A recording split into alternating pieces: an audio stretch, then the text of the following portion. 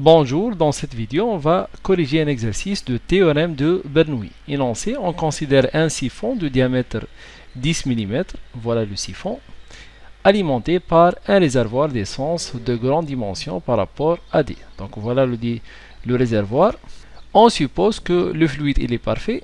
Le niveau de fluide dans le réservoir varie lentement, donc il manque lentement, il varie lentement ce niveau-là de fluide. L'accélération de la pesanteur G est égale à 9,81 m/s moins 2. Le poids volumique de l'essence c'est 6896 Newton par mètre cube.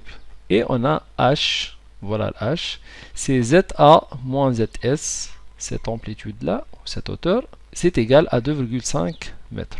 Donc, première question, en appliquant le théorème de Bernoulli, entre A et S, calculer la vitesse d'écoulement Vs dans le siphon. Donc, avant de commencer, on rappelle le théorème de Bernoulli. Donc, par conservation de la masse, dm1 égale dm2 égale dm, dans une veine ou dans une conduite, et puisque le fluide il est incompressible, donc on a la même masse volumique, ρ1 égale ρ2 égale ρ. Donc, l'équation de Bernoulli, s'il n'y a pas échange de travail, et s'il n'existe pas une machine hydraulique, soit disant une pompe ou une turbine, donc l'équation de Bernoulli s'écrit sous cette forme-là. Donc V2 carré moins V1 carré sur 2, plus P2 moins P1 sur ρ, plus G fois Z2 moins Z1. P2 et P1 ce sont les pressions au niveau du point 2 et 1, V2 et V1 ce sont les vitesses, et Z2 et Z1 sont l'amplitude au niveau de point 2 et point 1. Donc on va appliquer cette équation là. Donc en écrivant l'équation de Bernoulli entre le point S et le point A, donc 2 il est remplacé par S et le point 1 il est remplacé par A. Donc l'équation de Bernoulli peut s'écrire sous cette forme là. Donc c'est Vs carré sur 2G plus PS sur oméga plus Zs c'est égal à Va carré sur 2G plus Pa sur oméga plus sur P plus Za. Juste, il y a une petite différence, ce qu'on a multiplié cette expression par 1 sur G. Avec pi, c'est égal à ρ fois G. Donc, c'est la même expression, sauf qu'on a divisé par G. Il faut remarquer ici que la pression au point A, c'est égal à la pression atmosphérique, vu que le point A, il est en contact avec l'air. Même chose pour le point S. La pression au niveau du point S, c'est égal à la pression atmosphérique. Et pour la vitesse au point A, c'est égal à 0, car le niveau de fluide dans le réservoir varie lentement. Donc la vitesse au point A, elle est très faible, c'est pour cela elle est considérée nulle. ZA moins ZS, c'est égal à la hauteur H. Donc vu que VA 0, donc ce terme-là, il est éliminé. Et on a PA égale PS, donc PS sur Pi, c'est égal à PA sur Pi, donc on peut aussi simplifier par ce terme-là. Donc, à partir de cette équation-là, on peut extraire Vs, c'est égal, Vs carré égale 2G fois Za. Donc, Vs, c'est égal à racine de 2G fois Za. Application numérique, donc Vs, c'est égal à racine de 2G fois H, avec H, c'est Za moins Zs, c'est l'auteur. Donc, Vs, c'est égal à racine de 2 fois 9,81 fois 2,5. Bien sûr, H doit être en mètres et on trouve la vitesse Vs en mètres par seconde. Donc on trouve finalement Vs est égal à 7 mètres par seconde. Deuxième question, en déduire le débit volumique QV. On rappelle que le débit volumique c'est égal à la vitesse fois la section. Bien sûr, le débit volumique au niveau du point A c'est égal à 0, car la vitesse de A c'est égal à 0. Donc on cherche le débit volumique au point S. On a les vitesses de S, il reste à chercher la section au point S. Donc il s'agit d'une section circulaire de diamètre D, donc la section elle est calculée pi d carré sur 4. Donc on écrit QV CVS fois pi d carré sur 4 fois la surface.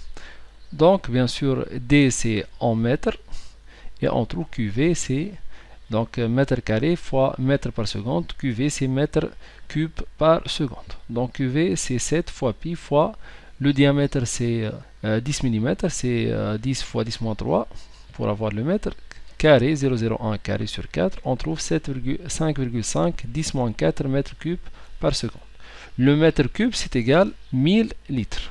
Donc on trouve finalement c'est 0,55 litres par seconde. vu que cette unité elle est très négligeable, ce résultat, donc il faut l'exprimer de mieux en litres par seconde. Troisième question, donner l'expression de la pression au point B. Voilà le point B. Donc même chose, on va appliquer le théorème de Bernoulli entre le point B et S. Donc on trouve VB carré sur 2G plus PB sur Pi plus ZB, c'est égal Vs carré sur 2G plus PS sur Pi plus Zs. Donc c'est l'équation de Bernoulli divisée par 1 sur G.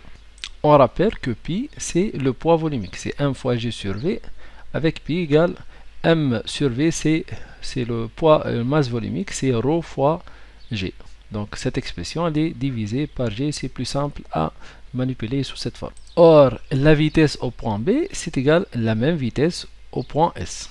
C'est la même vitesse, donc le fluide il s'écoule avec la même vitesse dans cette conduite car elle a le même diamètre. Si on a changé le diamètre entre B et S, donc la vitesse elle va changer.